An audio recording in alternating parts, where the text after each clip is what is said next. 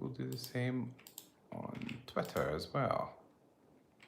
So guys, I'm a little bit new at the live streaming, so do forgive me if I am not quite as sophisticated as those young ladies you probably follow on Twitch, but I'll do my best. Here we are. There we go.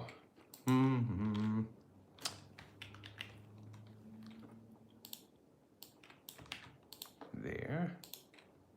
And there. Thank you, Josh. Yeah. Right. And let's have a look.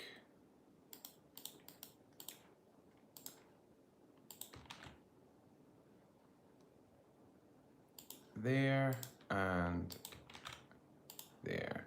Cool. And now I can see all your comments over here. Hi there, Craig. Yes, well, welcome everyone to our wonderful live stream for Dragon Night. And talking about Dragon Night and fantasy films as well. And I basically just want a chance to say, a little bit about why the heck, we're making a fantasy film epic. So we'll just let a few more folks come in, and then we can get started. Okay. So let's see who we have with us today.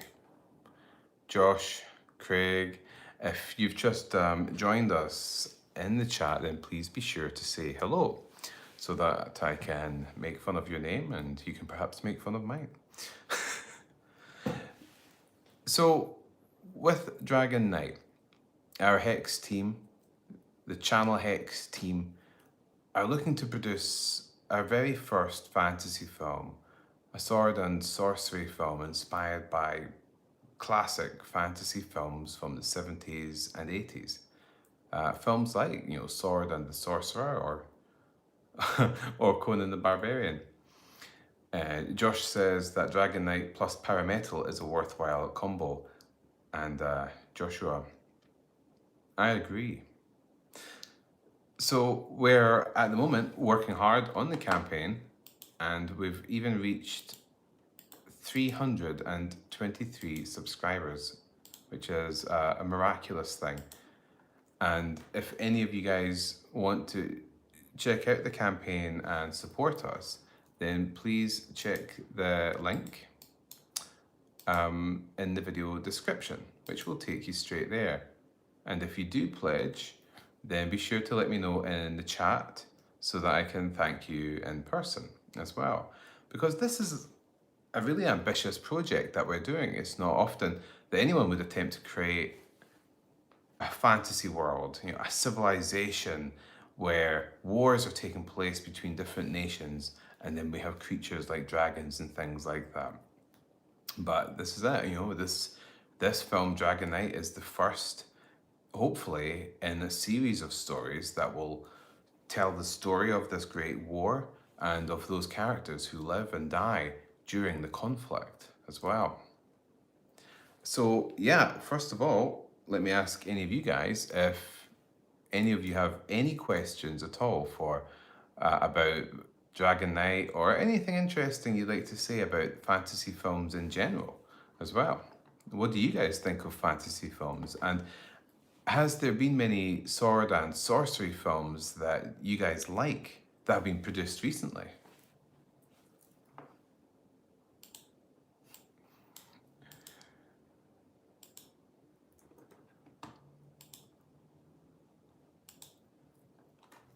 Send your answers in a postmarked envelope and I will be sure to let you know.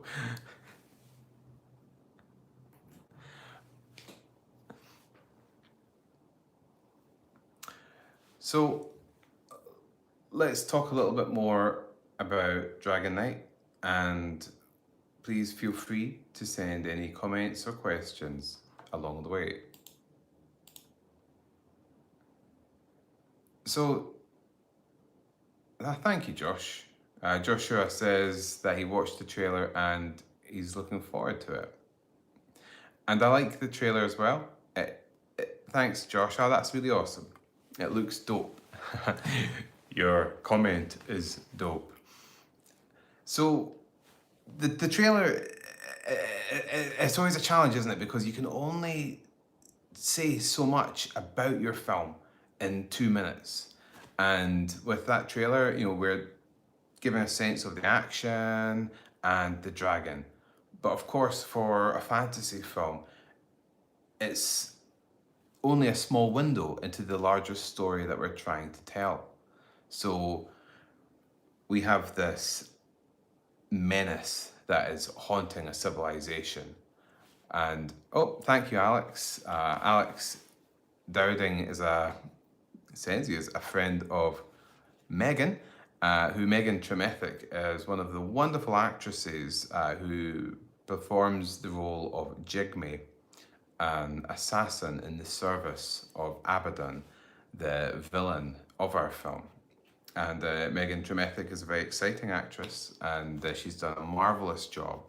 And so, Alex, you must feel very proud of her, as we certainly do. Callum, welcome as well. Callum asks, what are the plans for sequels to Dragon Knight, if any? Well, the answer to your question, Callum, is that there are plans for sequels. This is not like the new Disney Star Wars trilogy, where every film was written without any idea what the story would be preceding it. We have the story for a trilogy, a story that will tell the full spectrum of a war that takes place between our villain, Abaddon, and the human kingdoms that are attempting to unify in an attempt to defeat him. Interestingly, in the trailer, when we talk about Abaddon, you see a glimpse of this warrior in black armor with a cool helmet with this metal face. But that, in fact, isn't Abaddon. We don't yet get to see Abaddon in the trailer. Abaddon is a much more terrifying and very uncanny dark force, which I look forward for all of you to get a chance to experience. Of course, being a horror filmmaker, you can imagine that the forces of evil have a very colourful representation to, fit with my own perverse fetishes, shall we say. And it's not just films as well. With the Dragon Knight series, I love for us to have a trilogy of films, but I would like there to be the opportunity to produce more stories that focus on the exploits of different characters. In the story, for example, Alex mentioned his friend Megan plays Jigme. It would be wonderful if there was a spin-off for her character, or perhaps for Edwin, played by Regan, as well as the main stories, with the Dragon Knight himself. I'd also love to explore the possibility of a war game and RPG hybrid. Something of a gamer myself, and I've always had a big soft spot for board games and miniatures, so that's a possibility, as well as paperback novels as well, or even comics. So this is an expansive world, and it's one that we look forward to filling, first with our Dragon Knight movie. And Dragon Knight is, don't let the name fool you. Although Dragon Knight is a straightforward and, in a way, quite a commercial name, the world and the story is complex and unusual, and filled with some interesting and original ideas as well. So I'm looking forward to audiences getting a chance to experience the story getting darker and more uncanny as it goes along. Dragon Knight might look like a sword and sorcery fantasy film, but it's a little bit more than that. It also has a very dark heart. Sure. And Joshua says that he'll share the Kickstarter with a couple of his mates who love fantasy action movies. Sure. And also, Josh, even if they are fans of horror films as well, because there are dark elements to Dragon Knight and it gets a lot darker as it goes along. As you can imagine, being a horror filmmaker, it's going to happen. The link to our Kickstarter is in the video description. And of course, folks, for anyone that pledges, even if it's £1 or $1, it helps the campaign rise in the algorithm and profile for the Kickstarter homepage. But yeah, the campaign itself has some great stuff. We have our 3-disc special edition, which for fans of all our Hex horror movies, you'll already be familiar with what those are like. Beautiful films with hours and hours of extras, at least 5 hours of extras. One of the things we're doing for the first time is we're producing 28mm heroic scale miniatures, which are compatible with Age of Sigmar, Games Workshop scales and sizes. So you can get these awesome miniatures, which were designed by James Ollie, who's son of Bob Ollie, who was in fact one of the Games Workshop's foremost sculptors and artists as well. Yeah, Josh says, ooh, that's interesting, to a point I made earlier. Josh, was that in relation to the stories getting darker that I mentioned, or was that something else? I'll ask that whilst I take a sip of coffee. Here we go.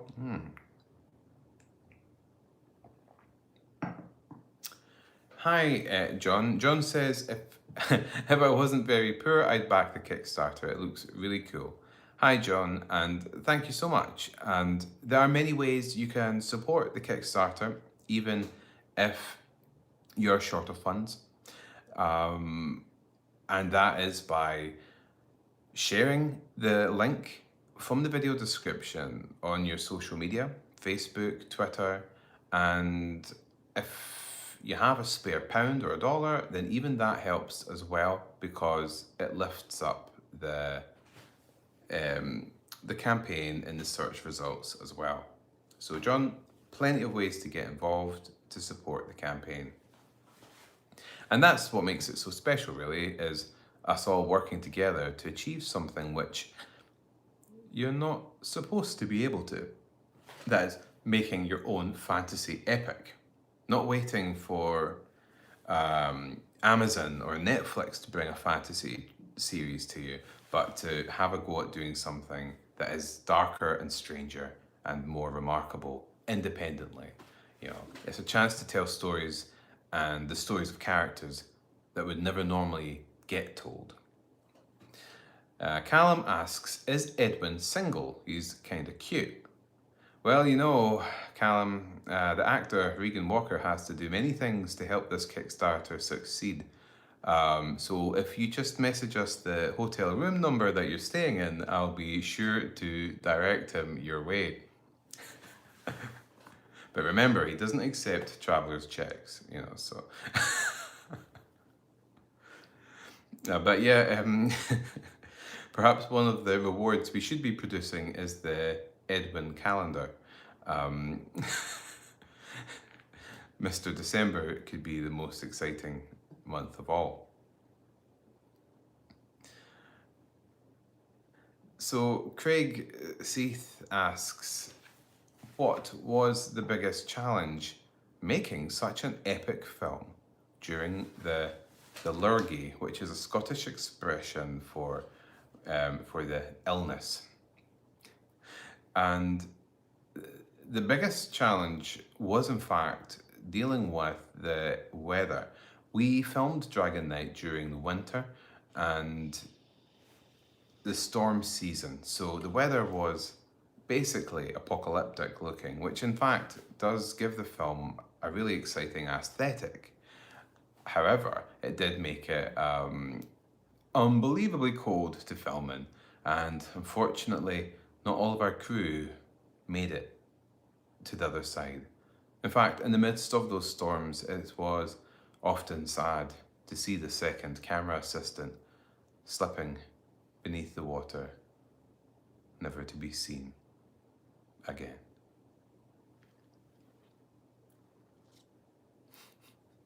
So, apart from that, also just making sure that no one else got COVID, because we have our medieval soldiers, we have our actors and creatures and all these people together to film this epic. And so making sure that they get through to the other side of production safe was our top priority. John Mackey asks, what is my approach to directing cast? Well, I find that the most effective way to direct actors is as a director to make sure that you have taken plenty of cocaine and have a loaded revolver on set. That way, your hand is shaking so much that anything could happen with your finger on the trigger.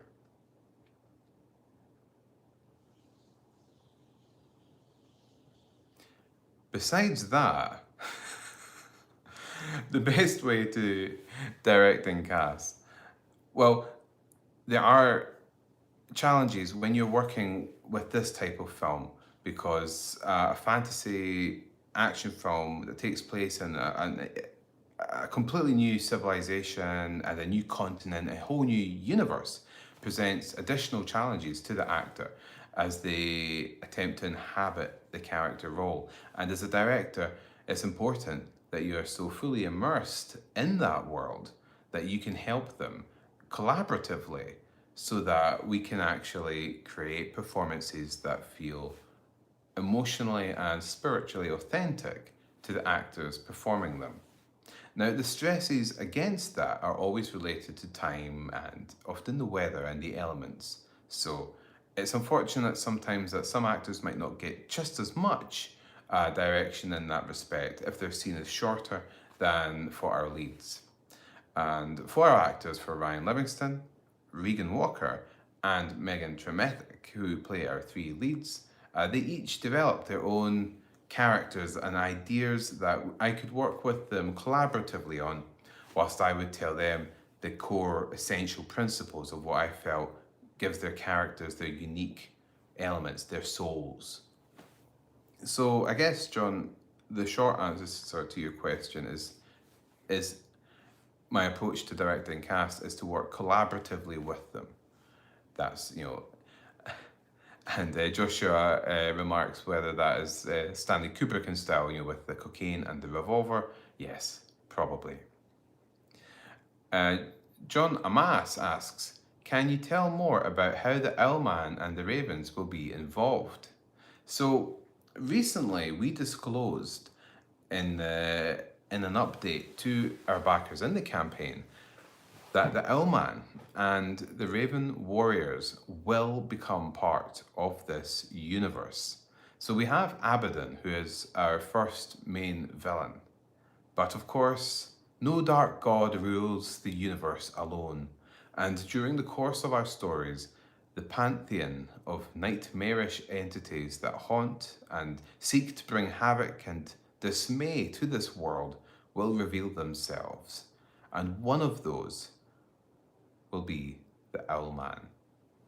And we will also learn how the Raven Warriors came to be. The Raven Warriors are the antagonists from our feature film, The Unkindness of Ravens, and they were in themselves very popular. And the universe that connects The Unkindness of Ravens and the Raven Warriors to the Owlman is actually presented in the film The Unkindness of Ravens. There are Easter eggs, and likewise there are Easter eggs in Lord of Tears and The Black Gloves, which are the Owlman movies as well, that link the Owlman to ravens. So that will be very exciting, and I think very rewarding as well for fans of the Owlman.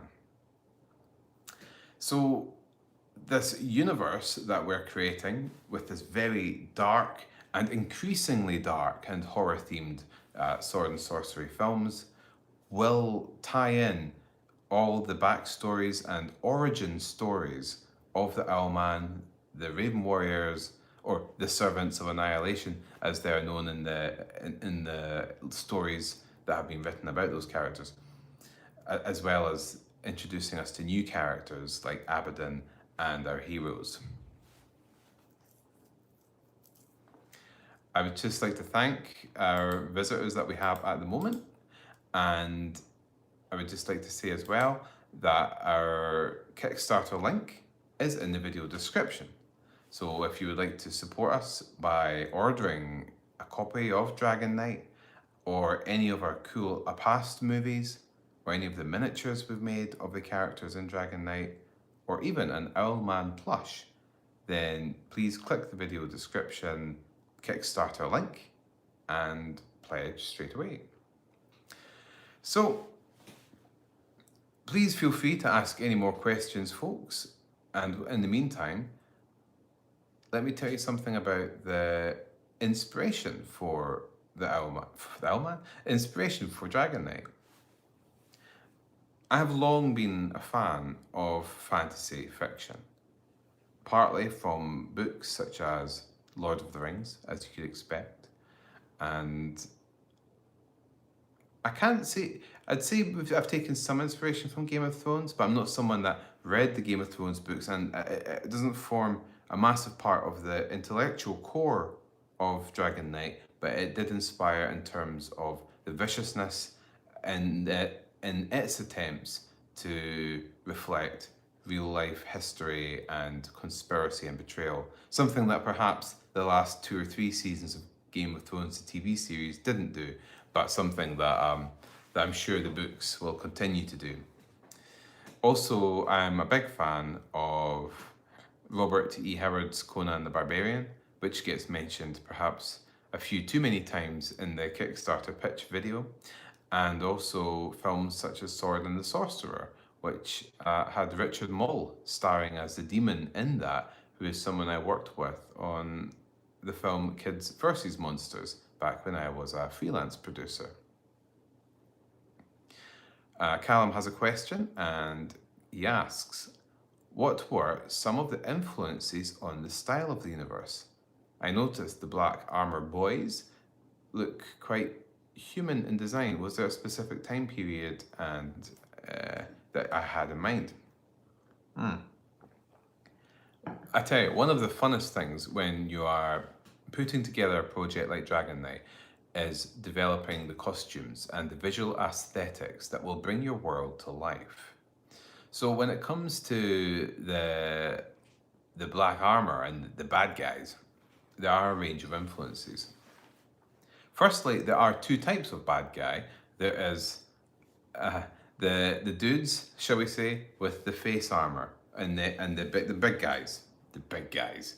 They're called the Saskaks. They are almost like the Nazgul of Abaddon. They are his generals and his commanders. His main general being the one that we see wearing the red cloak during the trailer. His armor takes inspiration from a combination of historical sources. One of those being the armor of a Japanese samurai, but done with black leather instead of the beads and materials sewn in. Also Mongolian warriors as well, especially of the latter period of the Mongolian Empire, where they wore chainmail and wore those kind of face helmets. The helmet itself is based on a historical design from the medieval Ottoman Empire, which was the empire focused around Turkey that ruled over most of the Middle East and North Africa for many hundreds of years. The henchmen or foot soldiers of the bad guys, they wear black tabards and chainmail as well. They are more lightly armored. They wear helmets based on ancient Greek Corinthian designs. So those are the kind of bullet-shaped helmets with the face in the front. And they also have armor, weapons, and shields that are inspired by Roman legionaries as well. So they have the Roman shield and a spear as well. We have a few varieties of troop types for the armies of Abaddon. There are light infantry, heavy infantry, and ranged infantry, such as crossbowmen. And when we think of them I tend to, being something of a fan of military history, I tend to think in terms of the structure of the armed forces for the goodies and the baddies in our story. And so hopefully that should show itself in terms of the battles where strategy and tactics are employed. For the goodies, shall we say, the human kingdoms take inspiration from the kind of like the early era medieval mid period, a kind of range of them. They'll be a little bit different, but effectively medieval European armor, soldiers, tabards, and the like. There will be other civilizations that we'll introduce that will have different aesthetics and styles, which I look forward to as well. But they'll be fairly harmonious with one another. So Iris30 asks, will there be any recurring characters in this movie who will pop up, Owlman style, in future films? And the answer to that question is yes, absolutely. And those characters will be... So we'll introduce a range of supporting characters in the first film, and some, will maybe perish. Not everyone survives. This will have a Game of Thrones kind of aspect to it, where you're on the edge of your seat sometimes. But some will come back. But in terms of Owlman and other past villains that have featured in our films, yes, this film series will tell the origin story of how the Owlman came to be, and the villains as well. And there is, let me just quickly Google this because of Melkor. That's right. So just as Sauron came about from his master Melkor, so too we might have the Owlman come to be, his rise to power, as told through these stories as well. And Joshua remarks that our idea is something of a LARPer's paradise, and nothing would make me happier than to see folks dress up as our characters from Dragon Knight. Certainly, I've always been delighted whenever I've seen someone make their own Owlman costume as well, which is particularly impressive. But just as we've always said, the Owlman was an ancient dark god. Well, dark gods are powerful things. What would they have looked like at the height of their power? That's what I look forward to showing folks through our stories as we tell, the tale of an epic war and of an epic struggle between civilizations. So let's talk fantasy films for a moment. Iris30 asks another question. Are there plans for more Hex Arcana books? Remarking that is a little bit off topic. Well, I love Hex Arcana. That's our new publishing company, and our first book is the Book of Beastly Creatures, which was very popular. And folks, you can get the Book of Beastly Creatures on our Kickstarter, signed or with dedications, by hitting the Kickstarter link in the video description below. And by doing so, you can help us make this epic fantasy movie as well. So again, if you back us, please let me know in the video comments, because I would like to thank you personally. So in terms of future books, yes, there is. We will be looking at doing a second book of Beastly Creatures, because the first was so popular. That would be another hardback book of monstrous stories with wonderful illustrations. I'm also excited at the prospect of us releasing our first horror pulp paperback novel, which will evoke the memory of the 1970s and 80s horror paperbacks. And This was something we were inspired to do from an excellent book called Paperbacks from Hell, which I suggest you all take out. And that was a book that celebrated the artwork of those books and their front covers. Exactly something we intend to bring back and support. Also, I am excited at the prospect of comics or books that will go and deep dive into the mythology, into the lore, and with exciting stories of the Dragon Knight universe as well. So, yes, Iris, you can certainly count on there being more books. I love books. In fact, you guys all love books, right?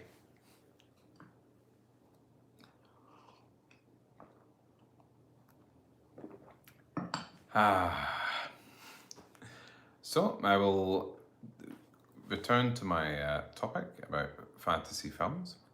But in the meantime, if any of you have any questions about Dragon Knight or fantasy films or anything else we're doing, then please just pop in your question in the live chat below. And please be sure to like our video and share it so more folks can come on board. So I'm going to talk a little bit about some fantasy films I like and how they've inspired Dragon Knight in some ways. And I'm going to start with John Milius, the director of Conan the Barbarian. I think it was 1982 that film was released. So what sets apart Conan the Barbarian from most fantasy films is one, it certainly doesn't look like an Enya music video. This is a gritty world, and in that film, the locations, costumes, everything feels lived in. It feels authentic. And then you have the incredible performance of James Earl Jones as Falsa Doom, the villain of Conan the Barbarian. Everything about that film, to me, elevated the fantasy genre to the point where it was like, wow, this is a genre that can be taken very seriously. Now, for most folks, that probably came about once the Lord of the Rings films by Peter Jackson became popular. And that's quite understandable. I think that really did bring fantasy into the mainstream.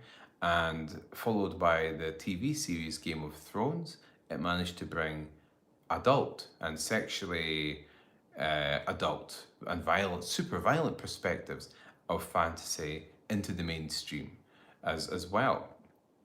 So that's all impressive, but it is something that I felt Conan the Barbarian with John Milius and with the screenplay helped with by Oliver Stone was something that got there first, if that makes sense. So in terms of Dragon Knight, it inspires me to want to make it grittier and a little bit tougher. And it's something that we'll see more and more of as our trilogy gets darker and more adult as well, which I look forward to. And so Conan the Barbarian was just a film that was like, to me, what perhaps Conan the Barbarian is to fantasy films what Apocalypse Now is for war movies. It is just its boldest incarnation, at least as a single film. Then we move to some other fantasy films that I'll talk about. But first, if any of you have any questions, please just pop them in the live chat. And if you support our Kickstarter by hitting the link in the video description, even if it's £1 or $1, then please let me know in the live chat so I can thank you. So in terms of other fantasy films, we have the Lord of the Rings trilogy. And there was no girl at high school that broke my heart more than the sight of Ian McKellen clinging to the bridge, seconds away from meeting his doom, or at least so it appeared. The Lord of the Rings films did, in my mind, a marvelous justice to the novels of the Lord of the Rings trilogy.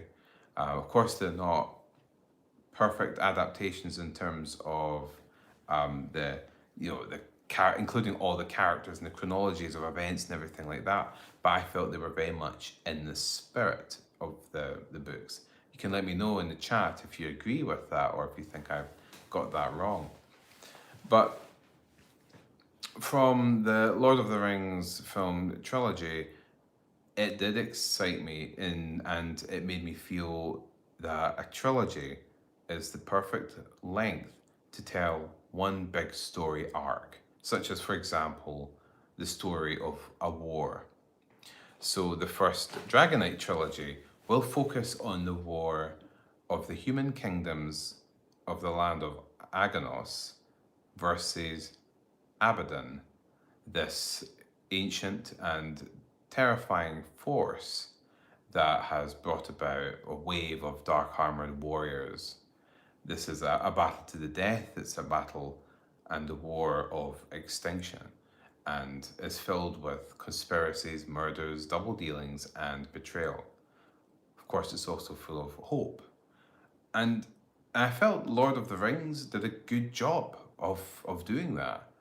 When we think of J.R.R. Tolkien and the detail in which he placed this conflict, which occurred between so many kingdoms and civilizations and across multiple fronts as well, the amount of detail and planning to do that, whilst at the same time evoking the culture of these different peoples and their music and their art and everything like that, and even their language, is something that, at least as far as I'm aware, has never been repeated or achieved at the same level.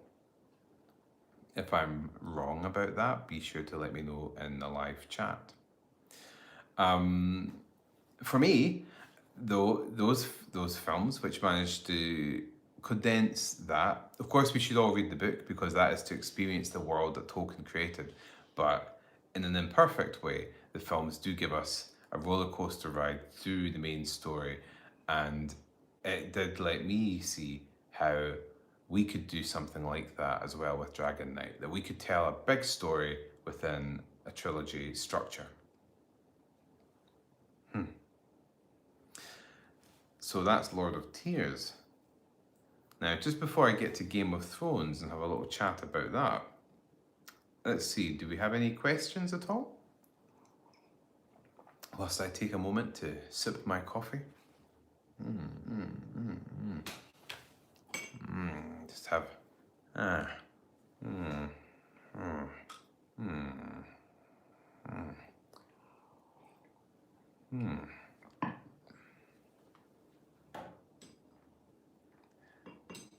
So just a big hello to everyone who has joined us now. We have a number of folks joining us. Welcome to the Ask Me Anything for Dragon Knight and our Kickstarter campaign, which you can check out on the link below as well in the video description. So let me ask first, how many of you watching right now are fans of Game of Thrones? Because I don't want to upset you. Or will I upset you?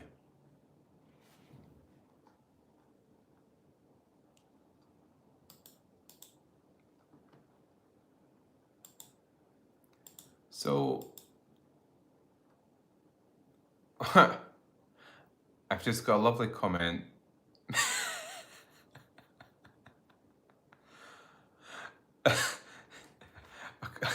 A comment from a wonderful and sensitive young man from Scotland called Leon says, "Nah, it was shite." Which in translation for our American audience means, no, it was not to my particular taste. So Game of Thrones, Well, let's all chat about Game of Thrones. And I hope you'll all chime in because I would like to hear your thoughts on this, or do I? Um, I think, like a lot of people, George R. R. Martin's Game of Thrones was a fantasy series that I was I was not familiar with as a reader of the books. I hadn't read them. I'd heard they were quite good, but it was the TV series that everyone started raving about, and I didn't begin watching it until season two or three, which is strange. I don't know why, because I'm a massive fan of fantasy, but I'm one of those people where if everyone around me says it's amazing, that I end up putting off watching it, because I like to be surprised by the mediocrity of things I watch, so anyway, it took me a while, and I must say that I was impressed. Um, the performances, the characters, and the betrayals and the political intrigue, those were my favorite parts. The other stuff, not so much, but I never got bored. And there were some exceptional moments as well, eventually, with particularly the actor who played Joffrey as well, and Peter Dinklage. Um, and those were incredible. And I think it really reached a high point around perhaps the third and fourth season, and the Battle of the Bastards. Was that season 5? Please correct me if I'm wrong. And then it seemed to kind of fall off a cliff. Pretty much when the producers didn't have either George R. R. Martin's books to work from, or because simply actors' contracts were difficult to renew after they had been invested in such a long time in this series of Game of Thrones, that, everything had to be rushed. But it did seem to fall off a cliff for the last 2 or 3 series. But the part of Game of Thrones that I liked the most was the dark and manipulative political intrigue aspects, and th- that was good. I enjoyed that, and also at times the spectacle of the battles, at least when they were done in a plausible way. Iris30 says that they tried to get into Game of Thrones, but the portrayal of women put them off, and that they couldn't ignore it as much as they tried. So that's an interesting point, because this is a theme now in art, which is all about the representation of people, types of people, and Game of Thrones is, as it was shown as a TV show, had lots of sex and nudity, to titillate its audience, and for some folks that might have proven offensive to them, and for other folks it was, um, shall we say, stimulating. It's perfectly understandable, that some people wouldn't find that acceptable. But then the thing about sword and sorcery is that as a subgenre, it has often always relied on what is generally considered to be exploitation cinema tropes, such as, nymphoid barbarian women, and, giant muscular men with tiny loincloths, and all those kinds of things. I think so long as people are treated right and they're very comfortable and safe doing what they're doing, then, fair enough. Um, Naturally, I unfortunately didn't get a call from the Game of Thrones producers for any bare chested lifting straw bales shots in the barn at night by candlelight. That didn't happen.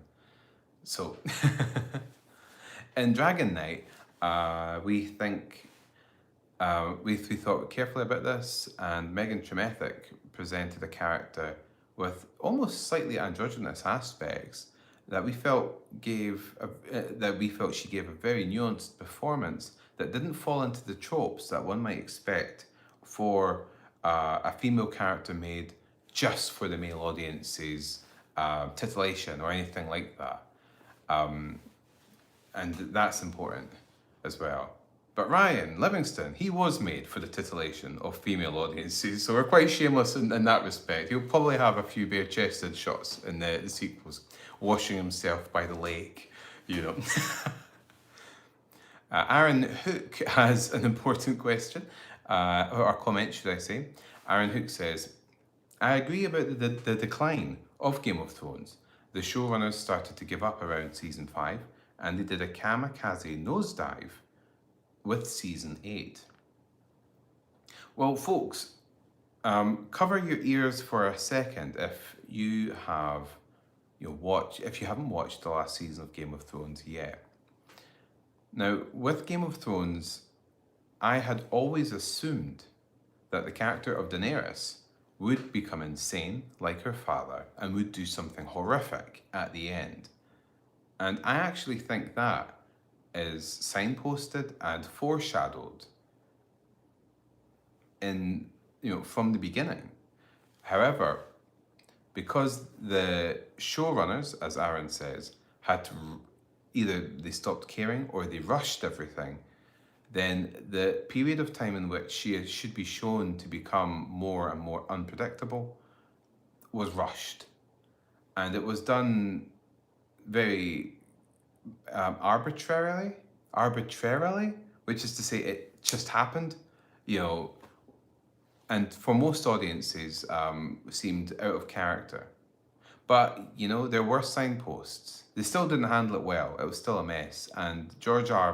Martin, in his books, I expect, will go into some interesting psychological conflicts with her character to kind of give us a greater sense of the good and evil aspects of her, fighting one another as evil starts to gain more and more ascendancy, or insanity, however you wish to characterize that.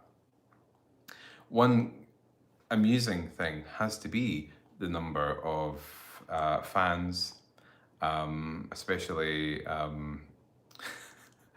excitable young people who saw Daenerys as a sort of empowered statement of some kind and ended up getting tattoos or naming their daughters Daenerys in tribute to her, only for her character to become a genocidal maniac. There is a German word, Schadenfreude, I think it is, which is to say that there is some amusement to be gained from that particular misfortune in others, and I think it's deserved in this case.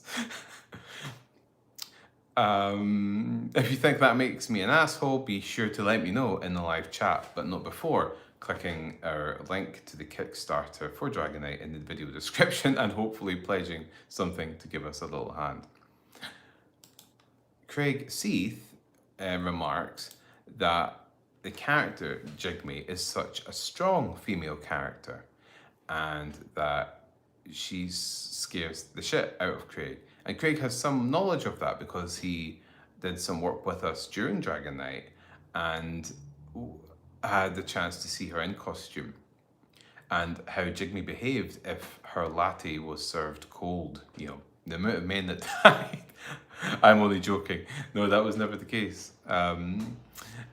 Now, Jigme is a really fascinating character, and we get ideas and innuendos into atrocities and things that she carried out in her former career as an assassin and spy for Abaddon, our main villain.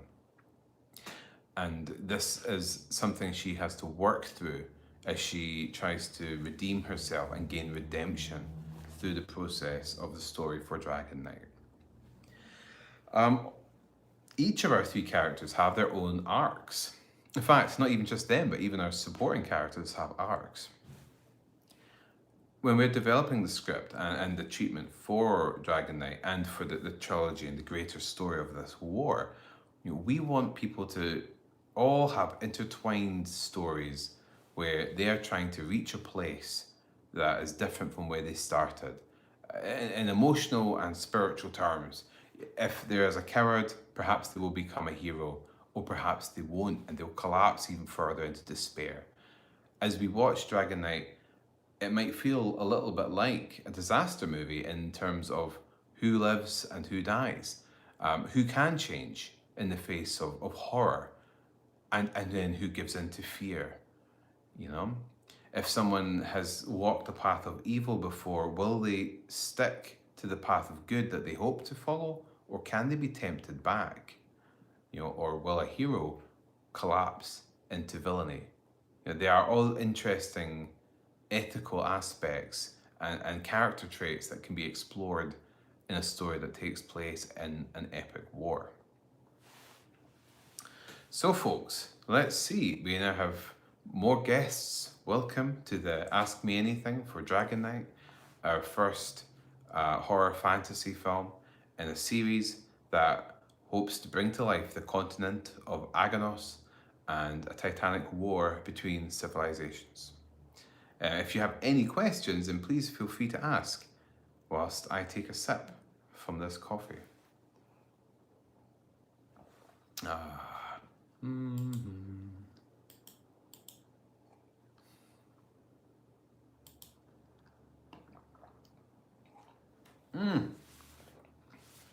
I've just managed to spill some coffee on myself.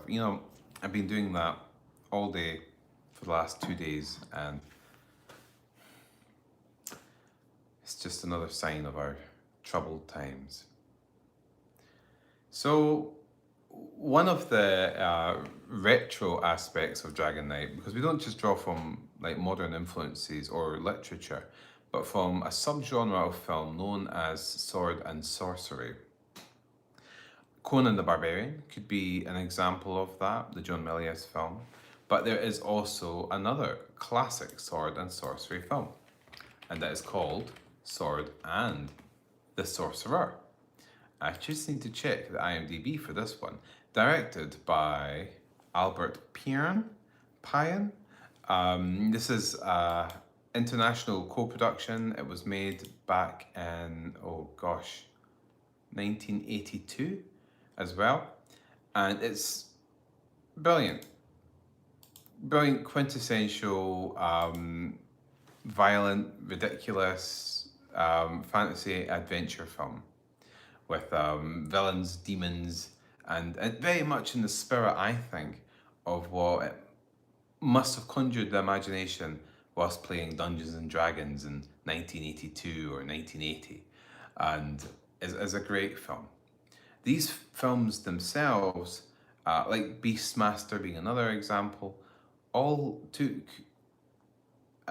inspiration in many respects from the spaghetti western and films from Akira Kurosawa such as Yojimbo, Sanjuro, and the Man with the No Name trilogy by Sergio Leone as well.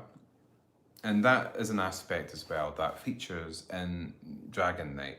So in other words, Dragon Knight is taking some inspiration more from those films from the late 70s and early 80s in terms of storytelling and characterization, instead of the kind of fantasy films that you might see on Amazon Prime or something right now, where there's loads of magic and it's all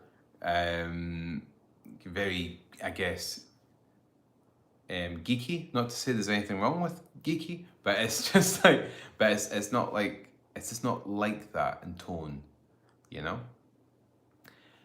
We have some questions here. Let's have a look. Aaron Hook asks, are there any particular historical inspirations for the kingdoms in Dragon Knight? And yes, very good question. So the kingdom that features most prominently in the first film is led by Prince Torsten and King Torsten, and it is a kingdom that takes inspiration from a kind of Anglo-Saxon kingdom such as England, really, as it might have been in the 1200s. Although that particular kingdom is populated by those speaking with a Scottish accent. So I suppose you could maybe say a kingdom like that of Robert the Bruce, in Scotland, in the kind of 1100s would be about right. The other medieval kingdoms that are human populated in Aganos are variations of the kind of European medieval era. Some of them might have more Slavic influences in terms of their armor and whatnot, and others more Celtic and some Anglo-Saxon. These form part of this continent, and they are besieged by an empire that was and is still human governed, but is under the sway and power of Abaddon, which is a kind of pervasive supernatural influence, and his ministers and generals. So his ministers being like dark advisors and high priests, and his generals being those tall, dark armored warriors with the helmets. And they promised this empire, which is in many respects inspired by the late Roman Empire, lots of power.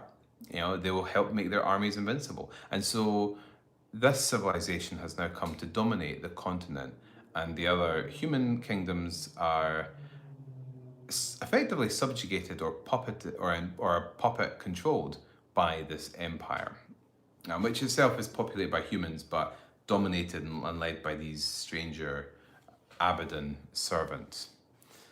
So there is some mixture in terms of the historical civilizations, broadly speaking, from late Roman era. There's also Eastern Byzantine kind of influences and Ottoman influences as well. Kind of, I don't want to use the word exotic, it doesn't sound right, but exotic Eastern elements that have been kind of blended from the Middle East and Japanese even stylings versus quite traditional European medieval kind of period looks.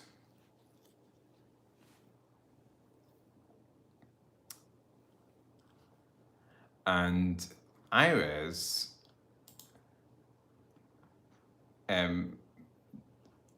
remarks on a character, an actor, should I say, called Richard Lynch. My favourite B-movie bad guy, Richard Lynch, is in that one.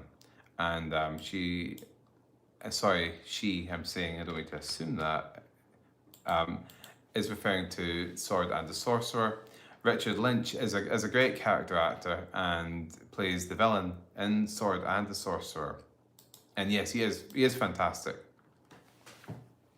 I have a massive soft spot, perhaps even a fetish for excellent character actors who can portray villainy, effectively and elegantly. So absolutely, Richard Lynch did a great job in Sword and the Sorcerer, which I suggest everyone watch if they haven't seen it already.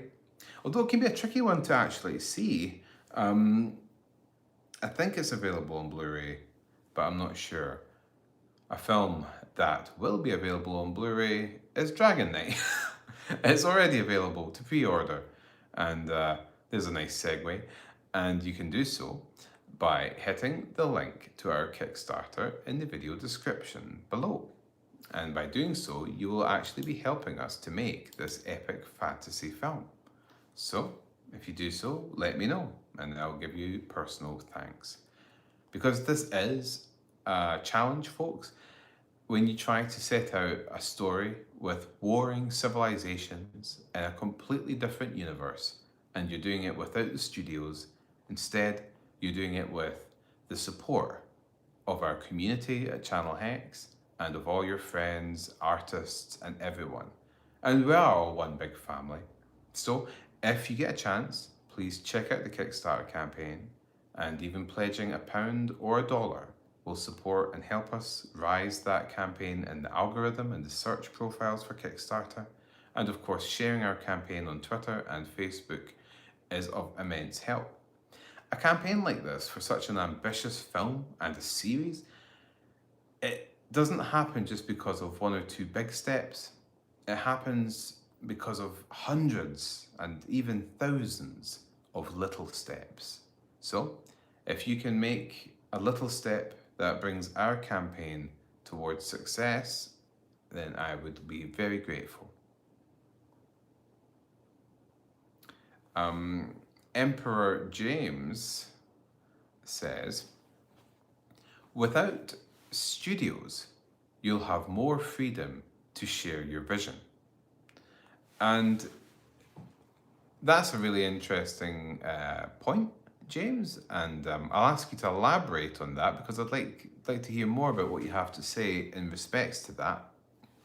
But firstly, I would say that yes, this series that we're looking at could not be produced if it was with a studio.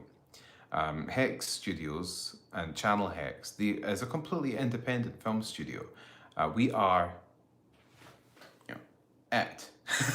You know, so it is important to, you know, that we can benefit from that by enjoying the creative freedom we have to tell stories that aren't confined to the expectations of the studios.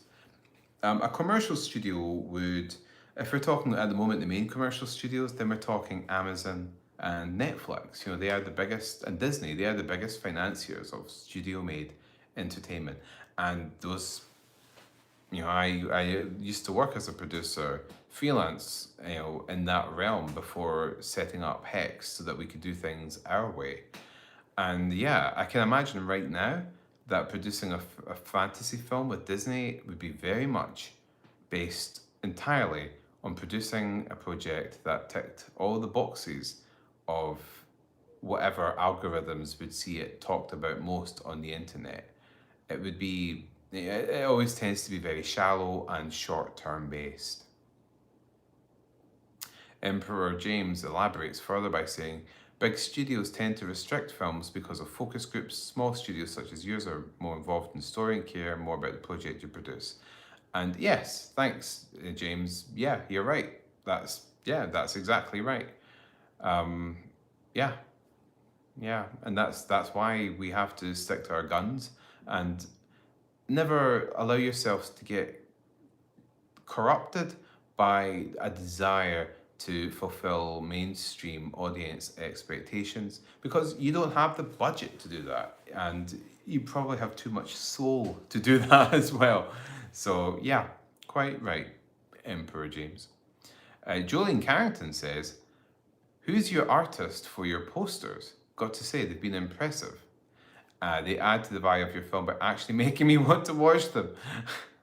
and then, oh,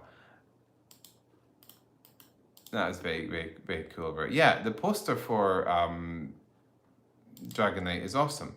And I'm going to give a shout out to the poster chap that made that. So the artist is called Neil Fraser. And you can check out Neil Fraser by, here's a link to his Twitter. Let me see. I'll add that now. There we are. Thank you, Julian. It is a really cool poster as well. You know, it is awesome. Emperor James says, I haven't been disappointed by anything you've produced yet, so looking forward to the new film. James, I see that as a challenge. I will endeavour to disappoint you with the latest effort. No. Thank you very much, James. I really do appreciate that. And you know, this will be our first fantasy film, so you know we're looking forward to trying to do that well and fulfilling the expectations of our fans and I don't like the word fans. I prefer family or supporters because that's what it is. You know, because that's the scale of company we are. You know, we're a team. And what I like as well is the idea, like with the Fellowship of the Ring as well, in Lord of the Rings film trilogy, is starting with that smaller story and then getting larger and darker as it goes along as well. So that's something that I really look forward to as well. Having our audience wade in through the shallow end of the swamp only to find themselves immersed with black inky water. A bit like a second date with my VFX artist and cousin Michael Booster. You know, the same kind of thing as that. So folks, if you're just joining us, welcome to the AMA for Dragon Knight. And if you'd like to support our Kickstarter campaign and help us make this fantasy film happen, then please hit the link in our video description below. So folks, we're now coming up to the end of this first AMA. This video was a bit of an experiment of mine, and it's been enormous fun chatting to you guys, our Hex family. And I would just like to say thank you all so much for spending time with me, for hanging out with me on a Saturday.